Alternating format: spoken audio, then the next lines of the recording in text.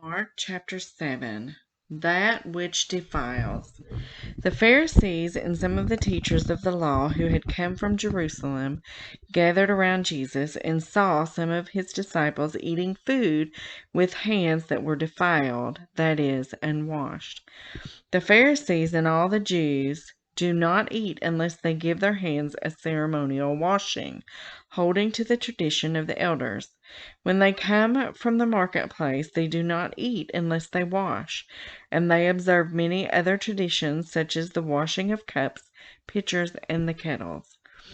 So the Pharisees and teachers of the law asked Jesus, "Why don't your disciples live according to the tradition of the elders instead of eating their food with defiled hands?" Jesus replied, "Isaiah was right when he prophesied about you hypocrites, as it is written, 'These people honor me with their lips, but their hearts are far from me. They worship me in vain. Their teachings are merely human rules.' You have let go of the commands of God and are holding on to human traditions." And he continued, "You have a fine way of setting aside the commands of God in order to observe your own traditions. For Moses said, 'Honor your father and mother,' and anyone who curses their father or mother is to be put to death. But you say that if anyone declares that what might have been used to help their father or mother is Corban, that is devoted to God, then you no longer let them do anything for their father or mother. Thus you nullify the word of God by your tradition that you have handed down, and you do many things like that." Again Jesus called the crowd to him and said, "Listen to me, everyone, and understand this. Nothing outside a person can defile them by going into them. Rather, it is what comes out of a person that defiles them." After he had left the crowd and entered the house, his disciples asked him about this parable. "Are you so dull?" he asked. "Don't you see that nothing that enters a person from the outside can defile them? For it doesn't go into their heart, but into their stomach, and then out of the body." In saying this, Jesus declared all foods clean. He went on, "What comes out of a person is what defiles them. For it is from within, out of a person's heart, that evil thoughts come: sexual immorality, theft, murder, adultery, greed, malice, deceit, lewdness, envy, slander, arrogance, and folly. All these evils come from inside and defile a person." Jesus honors a Syrophoenician woman's faith. Jesus left that place and went to the vicinity of Tyre. He entered a house and did not want anyone to know it, yet he could not keep his presence secret.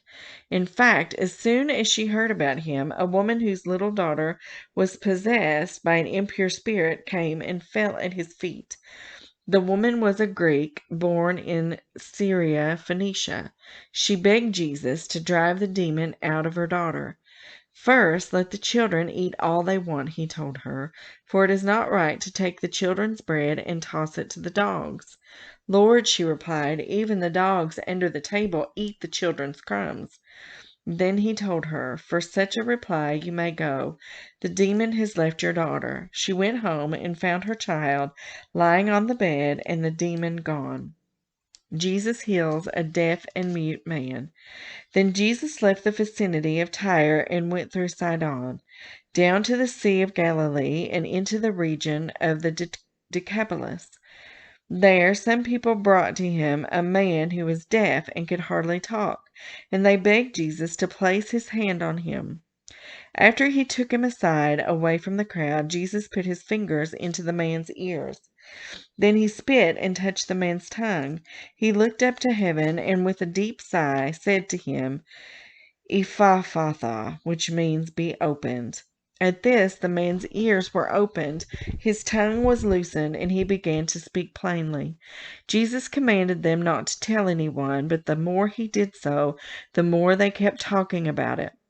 People were overwhelmed with amazement. "He has done everything well," they said. "He even makes the deaf hear and the mute speak." Chapter 8. Jesus feeds the 4,000. During those days, another large crowd gathered. Since they had nothing to eat, Jesus called his disciples to him and said, "I have compassion for these people. They have already been with me 3 days and have nothing to eat. If I send them home hungry, they will collapse on the way, because some of them have come a great distance." His disciples answered, "But where in this remote place can anyone get enough bread to feed them?" "How many loaves do you have?" Jesus asked. "7," they replied. He told the crowd to sit down on the ground. When he had taken the 7 loaves and given thanks, he broke them and gave them to his disciples to distribute to the people, and they did so.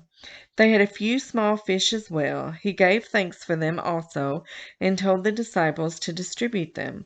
The people ate and were satisfied. Afterward, the disciples picked up 7 basketfuls of broken pieces that were left over. About 4,000 were present. After he had sent them away, he got into the boat with his disciples and went to the region of Dalmanutha. The Pharisees came and began to question Jesus. To test him, they asked him for a sign from heaven. He sighed deeply and said, "Why does this generation ask for a sign? Truly, I tell you, no sign will be given to it." Then he left them, got back into the boat, and crossed to the other side. The yeast of the Pharisees and Herod. The disciples had forgotten to bring bread except for 1 loaf they had with them in the boat. "Be careful," Jesus warned them. "Watch out for the yeast of the Pharisees and that of Herod." They discussed this with one another and said, "It is because we have no bread." Aware of their discussion, Jesus asked them, "Why are you talking about having no bread? Do you still not see or understand? Are your hearts hardened? Do you have eyes but fail to see, and ears but fail to hear? And don't you remember when I broke the 5 loaves for the 5,000? How many basketfuls of pieces did you pick up?" 12, they replied. "And when I broke the 7 loaves for the 4,000, how many basketfuls of pieces did you pick up?" They answered, 7. He said to them, "Do you still not understand?" Jesus heals a blind man at Bethsaida.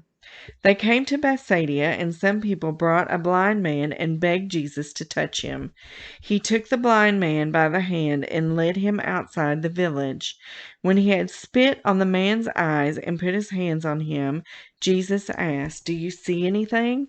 He looked up and said, "I see people. They look like trees walking around."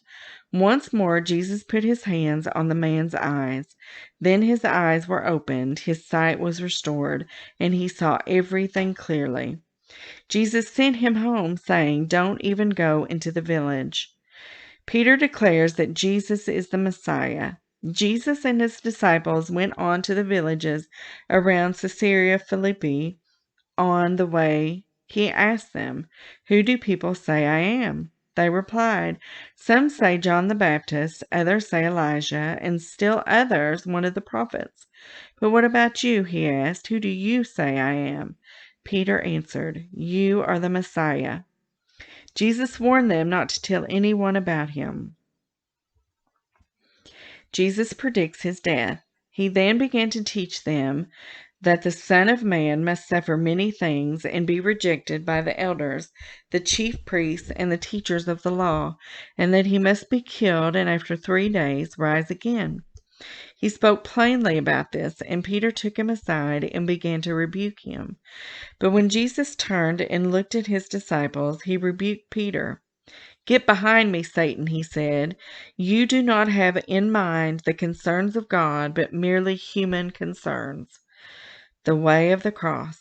Then he called the crowd to him along with his disciples and said, "Whoever wants to be my disciple must deny themselves and take up their cross and follow me. For whoever wants to save their life will lose it, but whoever loses their life for me and for the gospel will save it. What good is it for someone to gain the whole world yet forfeit their soul? Or what can anyone give in exchange for their soul? If anyone is ashamed of me and my words in this adulterous and sinful generation, the Son of Man will be ashamed of them when he comes in his Father's glory with the holy angels.